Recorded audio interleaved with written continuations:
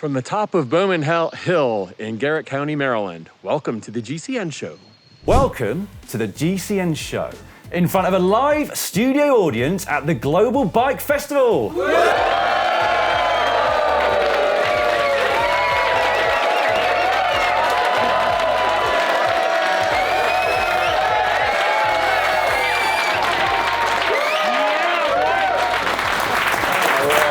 That was fantastic. Thanks. We've been practicing all afternoon for that one. Right, coming up this week, 5 types of cyclists we all know and love, but can you identify them only from their clothing? We're going to put you to the test. We will find out. We all have new, clear evidence about motor doping. We've got a brand new electronic group set at entry level, and we have Crocs. Yeah, we do. So normally, you don't get to see what we wear underneath. But seeing as Hank was giving me a bit of stick the other week for wearing Crocs, I thought tonight was the perfect opportunity to wear them. So I've come in smart casual, as you can all see. And doesn't he look great? Thank you very much.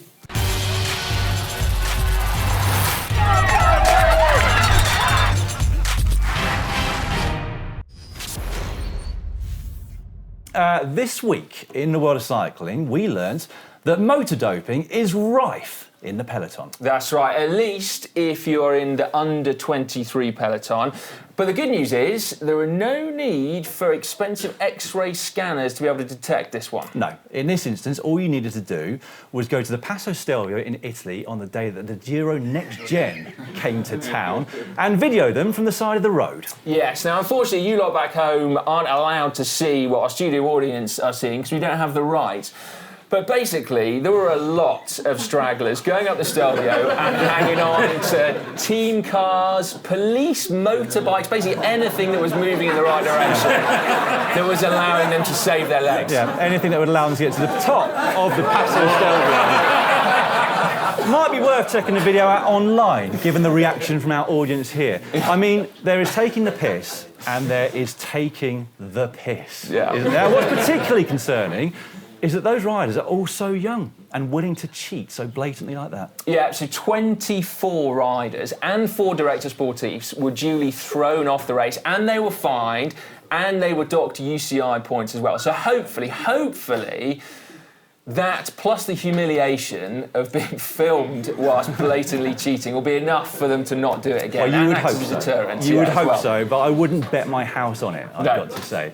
We also learned this week that you can now get 12-speed electronic shifting courtesy of SRAM in a brand new 4th tier entry-level group set. That's right. So SRAM last week released 2 new Apex group sets. So there is a 12-speed Access wireless group set, which, as Dan mentioned earlier, is an entry-level-ish price point. So $1,300 for the group set only. So it's definitely not cheap, but that is about as entry-level as an electronic group set has ever been for. But also, very pleased to see SRAM's first mechanical group set in over 5 years, which is also at 12 speed as well. I think they look great, actually. A lot to like, some really smart budget cutting from SRAM there to get it to the price point. But before you ask, no rim brakes and no front derailleurs either. Oh dear. That's but right, still, yeah. trickle-down technology at its very best. Finally this week, we learnt through observations here at the Global Bike Festival that you can clearly identify different types of cyclists by just looking at what they're wearing. You can basically decide what type of ride they're doing before you even see their bike. That's right. Now, this might not be new news, but we did feel like it was the perfect opportunity to conduct potentially the easiest test we've ever done, right? We're going to bring 5 riders onto the stage one by one. All you've got to do at home and here in the studio is to guess what type of cyclist they are. We've tried to make this quiz a little bit harder, haven't we? Oh, yeah. And to do that, we have dressed the correct rider in the incorrect outfit. That's right. Or the incorrect rider in the correct outfit, depending on which way you want to look at it. Anyway, without further ado, please welcome to the stage, Blake Sampson!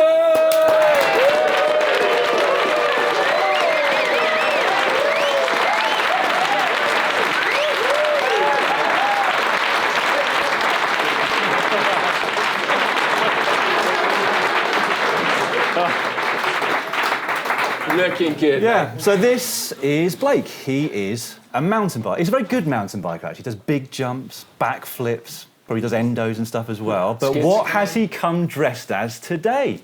Any guesses, please, from the audience? It's an easy one. It's an easy one. Unanimous there, yeah. Blake is your traditional road cyclist. He's got a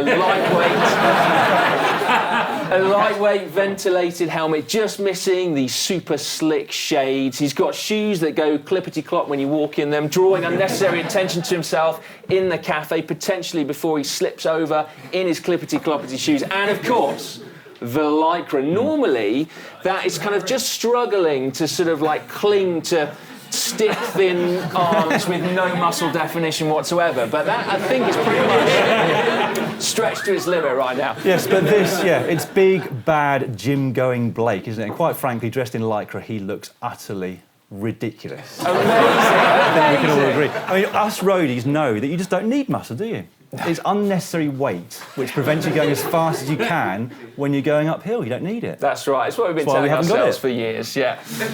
Right, Blake, thank you very much.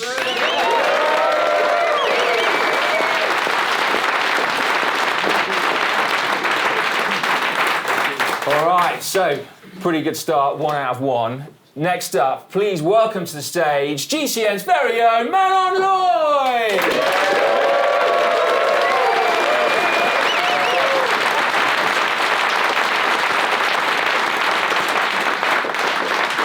Big round of applause for Manon, wasn't it? This is Manon. She is normally a roadie or a trackie. What's she come dressed as today? Matt. Yeah, can we be a bit more specific, please? What type of mountain biking is Manon doing?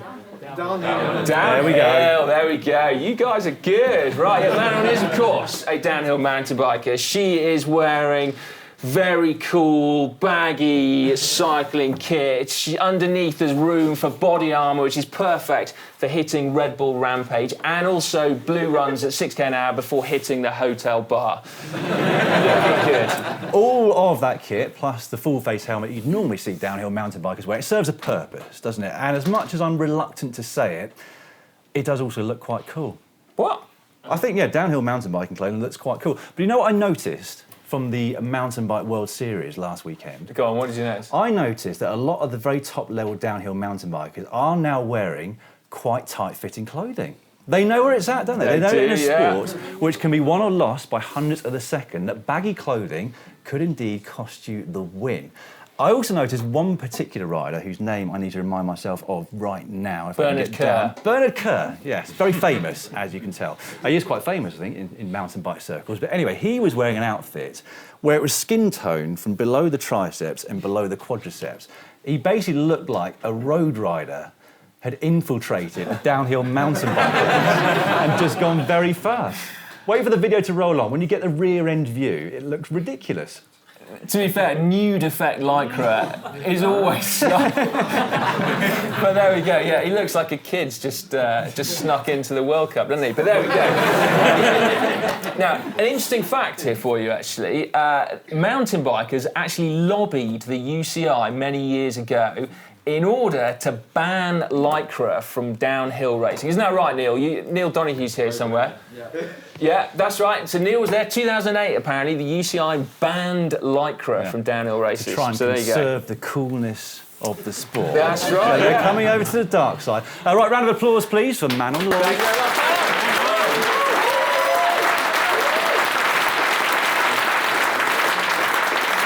And please now give an equally rapturous round of applause to our next presenter, Anna Cipulo.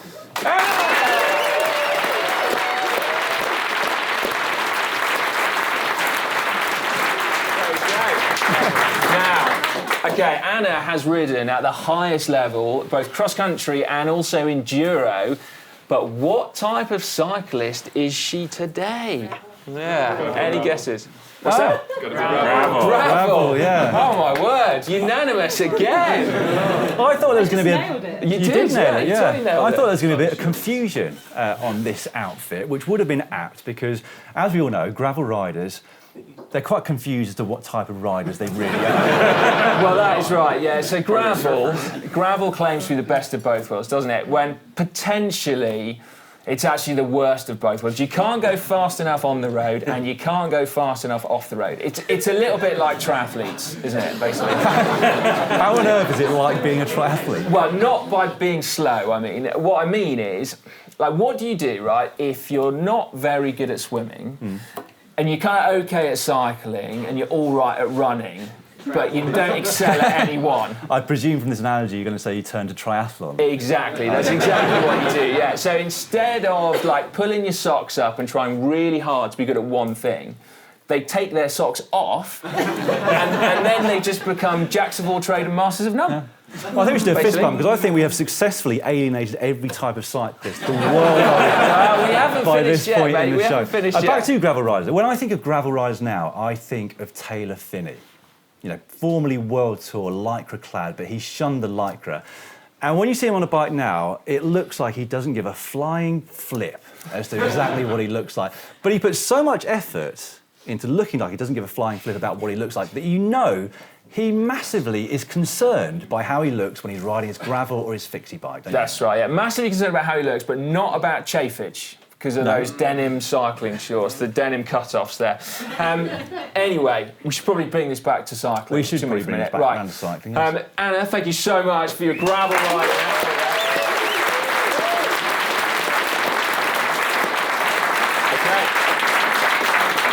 Okay. Next up, please welcome GCN's Alex Payton! Alex could not wait to come out. Right then, Alex Payton, can any of you guess? Well, it's a bit of a curveball, this one, isn't it? You're close. Can we be more specific than Ollie? Time trial. Well, almost. I think we'll give you that. But We'll give you that. Alex Payton, you know, contrary to what we said at the start of the show, Alex has actually come as himself, an aero weenie. That's right, an aero weenie. Now, to be fair to Alex, he's more aero than weenie. As some of you have mentioned, we probably should have had Ollie Bridgewood in this particular section, given that he is as much weenie as aero. But unfortunately, Ollie was busy this weekend waxing his chain. And weighing components. Yeah, I'm embracing it. Yeah, Ollie weighs his components, so he's a weight weenie as well as an aero weenie. Yes, yeah. Ollie, but you'll all recognise the aero weenie. Each piece of clothing has been very specifically chosen in order to go the fastest you possibly can for the least amount of effort. And I was speaking to Alex earlier, and he claims that he can now do 50 kilometres per hour before he pedals. Was I not the fastest to walk in? That's true. Yeah, you actually. were. Very I'm sure you're going to be the fast, fastest to walk out in a few moments' time as well. Yeah. Now, unfortunately, he's wearing Birkenstocks. Anyway. It's my normal attire. This is why I relax at home. Now, okay, being an aero weenie is an expensive, some might say also dorky way of cycling, but you can't argue with the fact that it is the easiest way to ride a bike. It makes cycling less of an effort, doesn't it, basically? Yeah. Unfortunately, it can make other things more of an effort, like dating and also going for a wee, basically. But apart from that, you look great, Alex. Well done. Yeah. Thank you very much.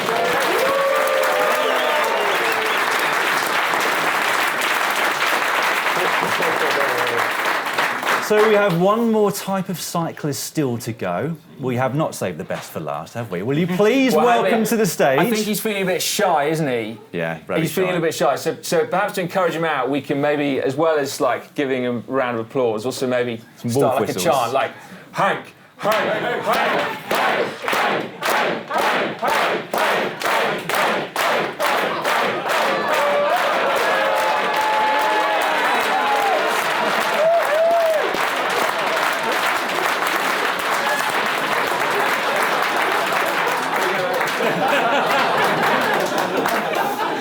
Now, when we pose the question to the various presenters that are present here at the Global Bike Festival as to which one would like to come up on stage dressed in nothing but Speedos and some shoes, we were met with quite a lot of reluctance, really, weren't we? Yeah. Unfortunately, there was no one willing to do it, apart from Hank, who, frankly, we couldn't stop, basically. Nice. So, yeah, I mean, but to be fair, like, Hank goes to the gym, doesn't he? He does. We know he goes to the gym because he tells us that he goes to the gym. And we see it every day on his Instagram That he as goes well, to the don't gym, we? yeah, and you can see the evidence in front of you now. I mean, you do not get mini pecs like that without lifting a couple of 4-kilogram dumbbells at least a couple of times a week, do you? No, we haven't actually asked the audience what they think he is yet. Oh, no, we haven't. What has Hank come to the fancy dress party as? Well, yes, I have been in that outfit once before, unfortunately. It's worse one like that, doesn't it? It does, yeah. Hank is like a naked. Yeah, but anyway, you're right, Hank is a triathlete! Hold your horses. Triathletes have got many things wrong, haven't they? But they have got one thing right, because triathlons are very expensive to enter. Triathlon bikes are very expensive to buy, but triathlon clothing is about as cheap as it's possible to get. In fact, we managed to pick up these Speedos this morning for €8. Yeah. They were second-hand, Yeah. but €8 nonetheless. The good thing about being a triathlete as well is that if you crash, there's very little chance you're going to rip your clothing. No. You've got to land on a very specific part of your body. No triathlete has ever got into an ambulance after a crash and begged the medics, please do not cut my Speedos off. No. Very expensive. To be fair, there are probably not many medics that would ever need to cut a pair of Speedos off. I don't know what kind of injury. Oh, yeah. I think it might be broken. Yeah, there we go. But anyway, Hank, thank you so much for being a triathlete.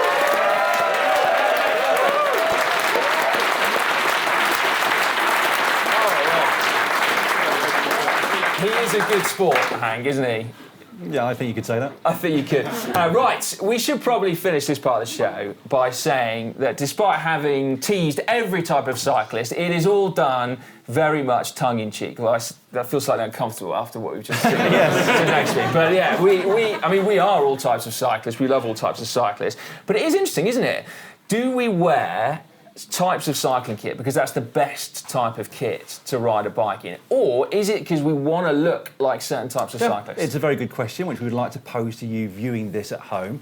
Let us know, do you dress differently to the same types of cyclists that you are? And if so, do you do that because you want to stand out from the crowd, or do you think that what you wear better serves the job in hand? Let us know in the comment section just down below. Yeah, what about you, Dan? You obviously look like a road cyclist when you wear road cyclists. Do you wear pyjamas when you mountain bike? Well, you might have noticed I put a lot of muscle on since my days as a road cyclist. Yeah. It depends on the length of the ride. If it's like 10Ks, I'll wear baggies. If it's above 10Ks, I might don lycra. Really? OK. I ride gravel in lycra, but I wear baggies on mountain bikes. What about a quick poll in the audience? Does everyone wear the appropriate or the expected clothing for the type of cycling they're doing? Yes. Lots of nods. Lots of nods, a few shakes of the head. I saw you shaking the head. Yeah, no. No? I just wear what I find at the time. Well, there'll be a pair of Speedos going after this. Anyway, great stuff. Well, congratulations to the studio audience. That was 5 out of 5. So that's pretty impressive. Very good Round of applause, indeed. everyone, for that.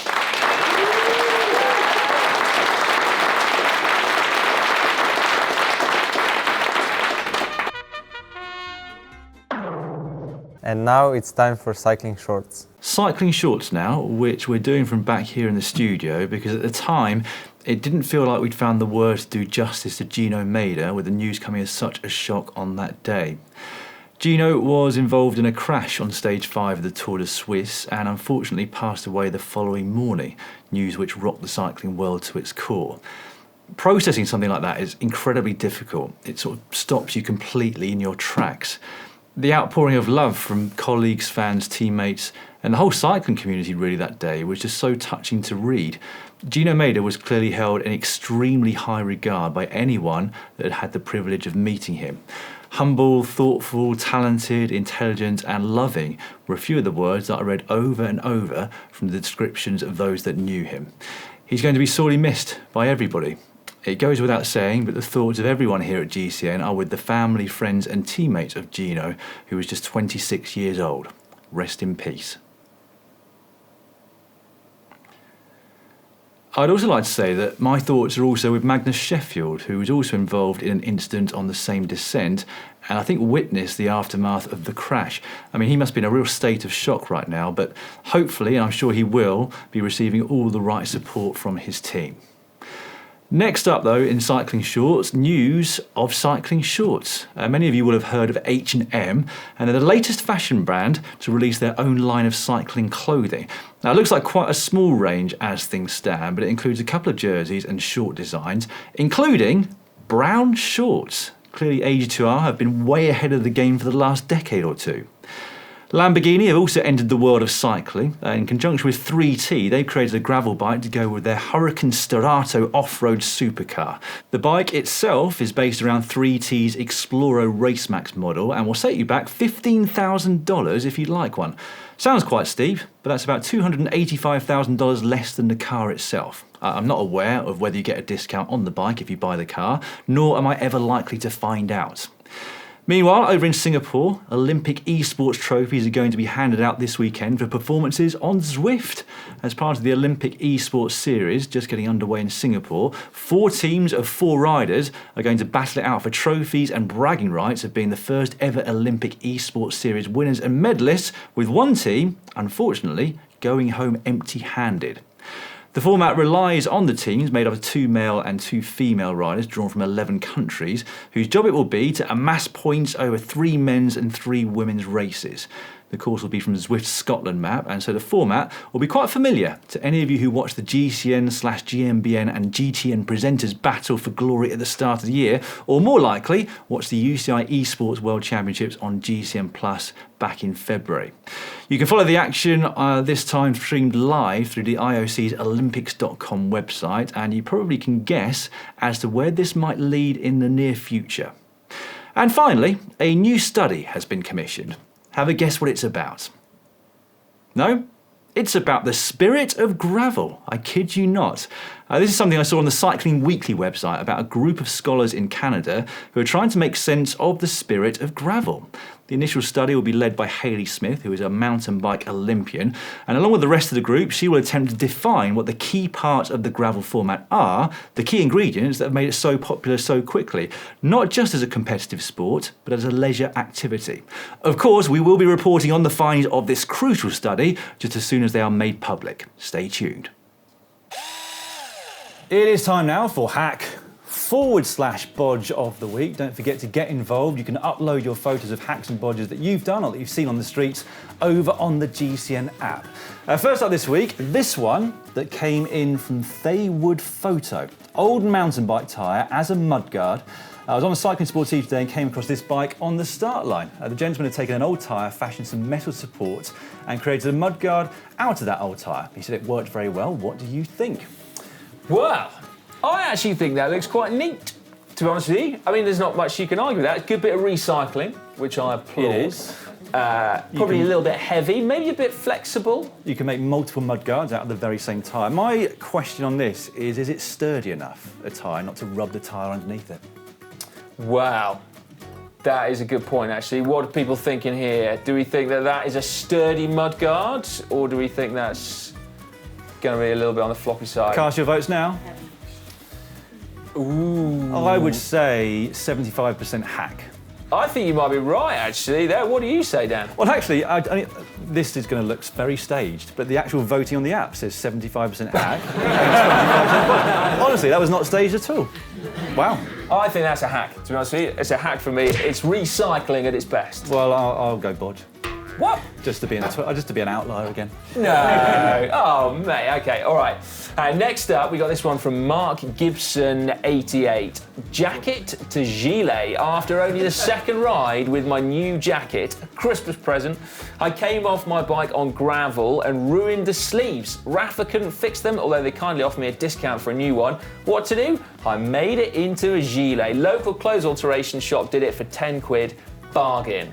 There we go. I think that's genius. I think that's absolutely genius.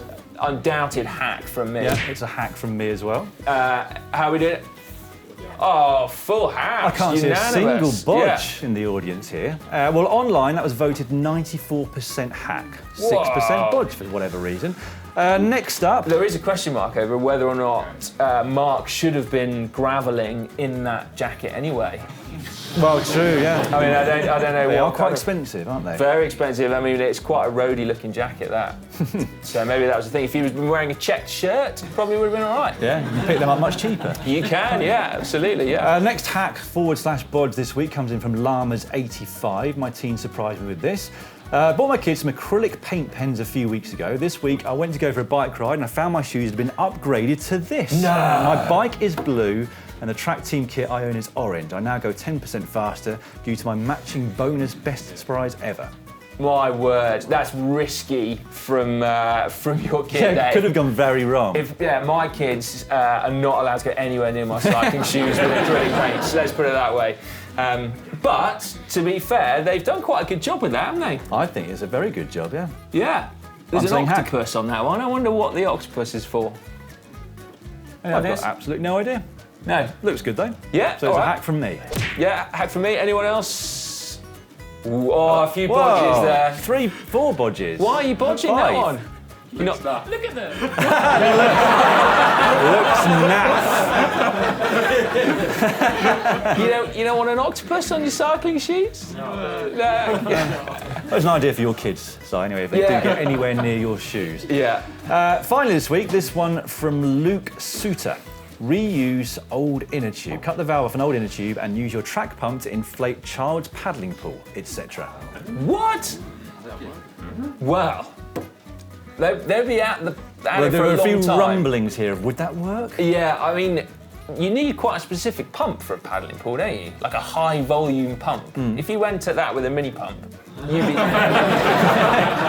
be there for a long time. In case your paddling pool punctures when you're out riding. Yes, you know, exactly. and the air canister doesn't work. Yeah, I'll be honest, I don't really see the point in that.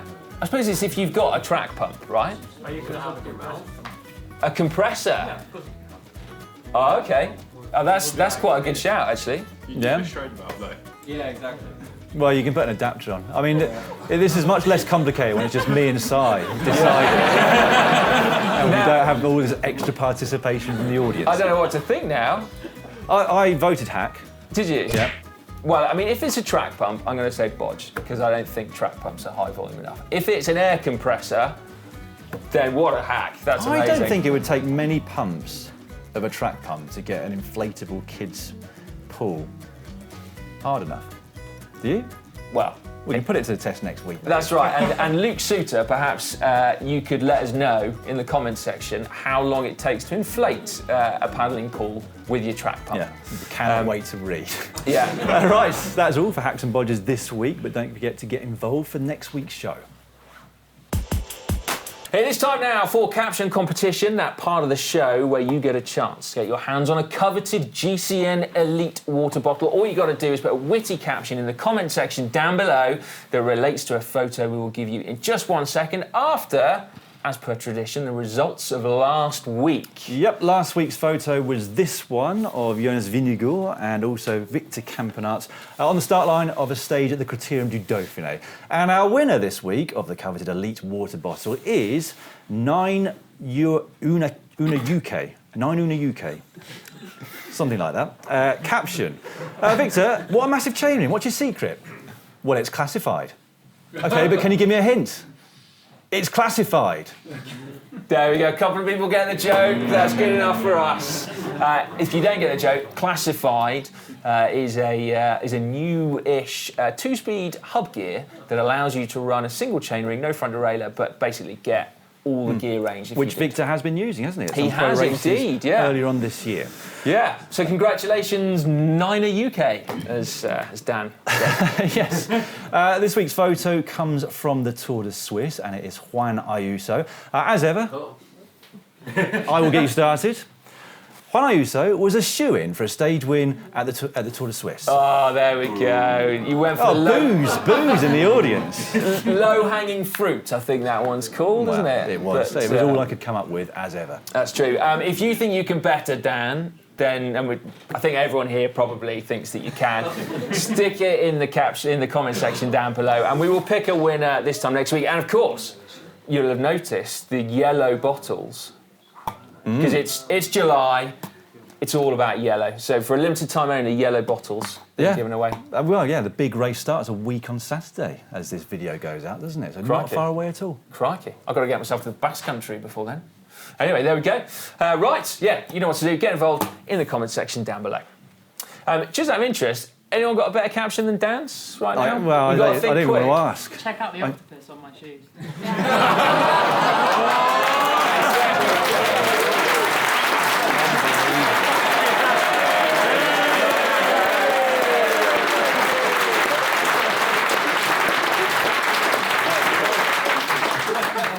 Put to shame.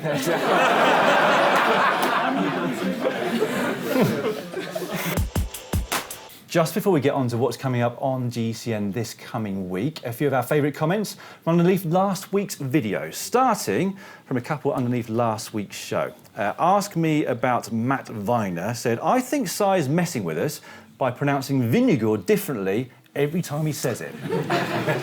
Well, I mean, that is true. I really struggle. I think everyone struggles with Jonas's second name, don't they? And actually, before we filmed last week's show, one of our colleagues, who is half Danish, was trying to teach us, wasn't he? He was. And it's almost impossible, but I'll give it another go. Jonas Vingegaard. I don't know, we've got any Danes in the audience? Have we got any Danes in the audience? Affirmation as to your pronunciation. I also showed you a video last week after the show, didn't I? Where there was a Dane. No, it was a Norwegian, wasn't it? It was a Norwegian fella who was trying to teach people how to pronounce anything in Danish. He said, you just need to put a potato in your mouth and then everything sounds Danish. And it is uncanny, actually. So from now on, there'll be a potato under the desk, won't there? Yeah. Just in case I have to pronounce Jonas Vingegaard. There we go. Thank you. Right. CRA55 said, I'm guessing that the next episode of the Dirt Shed Show will be something along the lines of, should mountain bikers give road cycling a try? Neil, is the next Dirt Shed going to be why mountain bikers should give road cycling a try? We've probably done that already. Yeah. Probably, yeah. No, we were mountain bike heavy last week, weren't we? We were. But for good Had reason. them on again this week. Absolutely, yeah. And then Scott Bolton 8028 said, not directly related to this week's show, but it's good to see Dan back at it. Thank you. After the journey. It was indeed good to have Dan back. He said, I was recently in a cycling cafe in Yorkshire and I heard the dulcet tones of Phil Liggett commentating on the 93rd Ronde van Vlaanderen.